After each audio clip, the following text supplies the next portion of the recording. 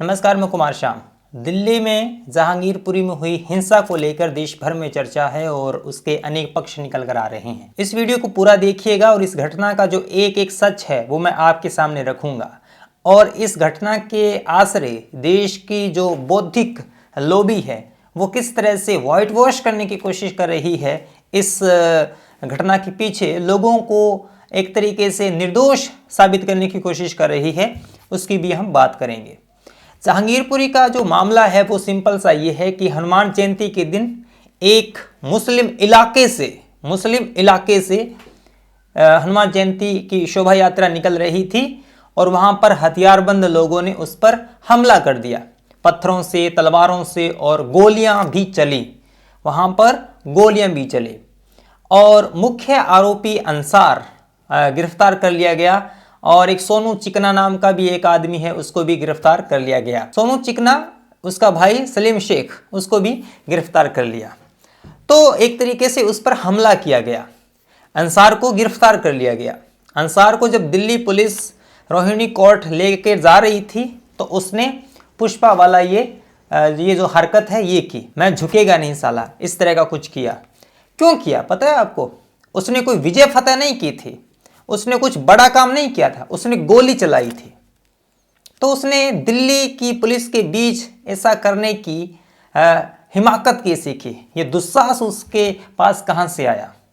क्योंकि उसको पता है कि देश का जो इकोसिस्टम है, एक जो कथित लिबरल लॉबी है, जो इस्लामिस्ट, लिबरल और वामपंथियों का जो गिरोह है, वो उसको बचा लेगा। वो जो है ना, ये जो हरकत है, इसके कार्टून बनेंगे, कहा जाएगा कि हीरो है। और जैसा कि संभावित था, अंसार दयालु प्रवृत्ति का आदमी है, कितना ईमानदार है।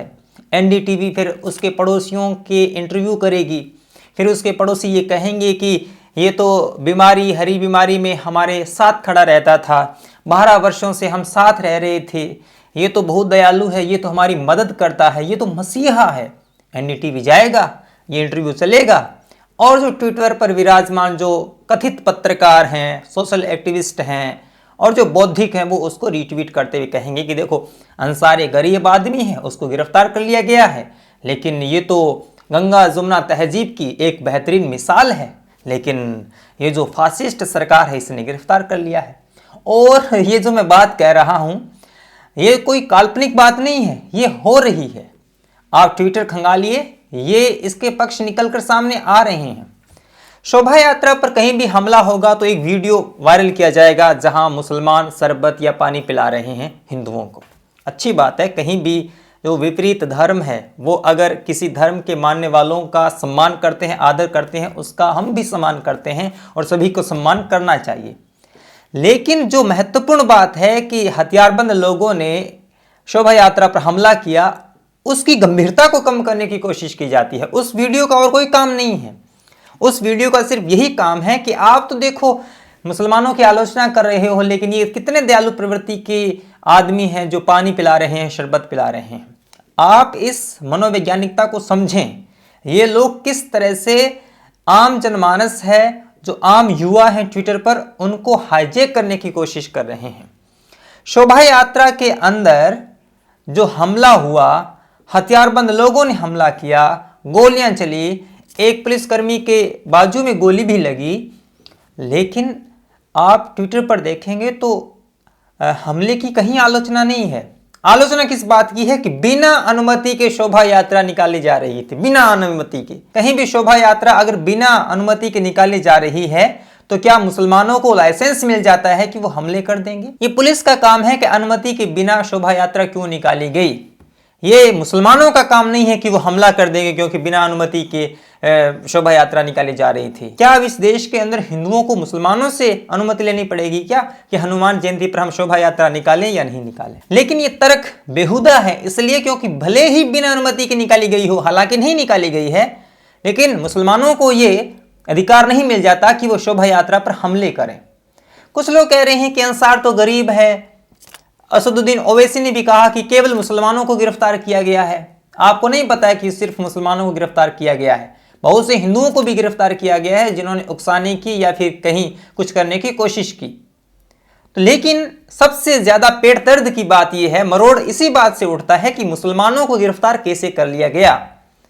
इस देश में मुसलमान की भावना से इस बात से भी आहत हो जाती है कि हम तलवार मार रहे थे, उसने गर्दन हटा ली। आहत तो आप इस बात से भी हो जाते हैं, लेकिन हमला किया और उसके बाद में आपने गिरफ्तार कैसे कर लिया असदुद्दीन ओवैसी की, तो ये चिंता है भाई। लेकिन वो लिस्ट देख लो, दिल्ली पुलिस ने किन किन को गिरफ्तार किया है। जैसा कि थ्योरी बार बार ये सामने लेकर आई जाती है कि वो जो भीड़ थी वो मस्जिद पे चढ़ना चाहती थी, ध्वज लगाना चाहती थी, इसकी वजह से मुसलमानों ने आत्मरक्षा के लिए प्रतिकार किया और ये दंगा भड़क गया। दिल्ली पुलिस ने स्पष्ट कहा है कि शांतिपूर्ण तरीके से शोभा यात्रा निकल रही थी, पुलिस साथ थी और किसी ने भी मस्जिद पे चढ़ने की, झंडा लगाने की कोशिश नहीं की, ये पुलिस ने कहा है। तो ये जो थियरियां अलग अलग तरीके से चलाई जाती है, ये सारी की सारी झूठ हैं। अब जब किसी भी तरह से उनको बचाने की भरसक कोशिश करने के बाद भी वो गुंडे नहीं बच पा रहे, वो गोलियां चलाने वाले छोटे छोटे बच्चे जो पत्थर मार रहे थे, लाठियों से हमला कर रहे थे, वो नहीं बच पा रहे, तो इनके पास आखिरी चारा ये बचा कि अनेक वीडियोज उठाकर कह रहे हैं कि देखो शोभा यात्राओं के अंदर तलवारें होती है, लाठियां होती है, पिस्टल होते हैं, तो ये क्यों होते हैं। तो मैं आपको जवाब दे देना चाहता हूं कि ऐसी बहुत सी शोभा यात्राएं होती है मुसलमानों की भी, उसमें भी वो हथियार, तमच्चे और तलवारें लहराते हुए जाते हैं। आप पर उनका क्या कहना है? अगर आप इस पर मेरी व्यक्तिगत राय पूछेंगे तो मैं कहता हूं कि शोभा यात्राओं के अंदर हथियारों का कोई काम नहीं है, चाहे वो हिंदू शोभा यात्रा हो चाहे मुसलमान शोभा यात्रा हो। आप शोभा यात्रा शांतिपूर्ण तरीके से जलसा आप कुछ भी निकालिए, लेकिन उसके अंदर आपके हाथों में तलवारें हों, लाठियां हों और पिस्टल हों, ये किसी भी काम की बात नहीं है और ये अनुचित है, गलत है। पुलिस को इसकी अनुमति नहीं दी जानी चाहिए।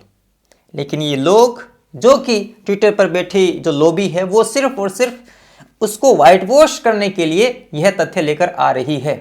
लेकिन ये तथ्य अकेला नहीं है, मैं आपको हजारों वीडियो दिखा सकता हूं जिसमें मुस्लिम भीड़ भी उकसाने वाले गाने, मंदिरों के आगे डीजे बजाने वाले, तलवार लहराने वाले वीडियोज हैं। लेकिन किसी ने भी छत से उन पर पत्थर नहीं बरसाए।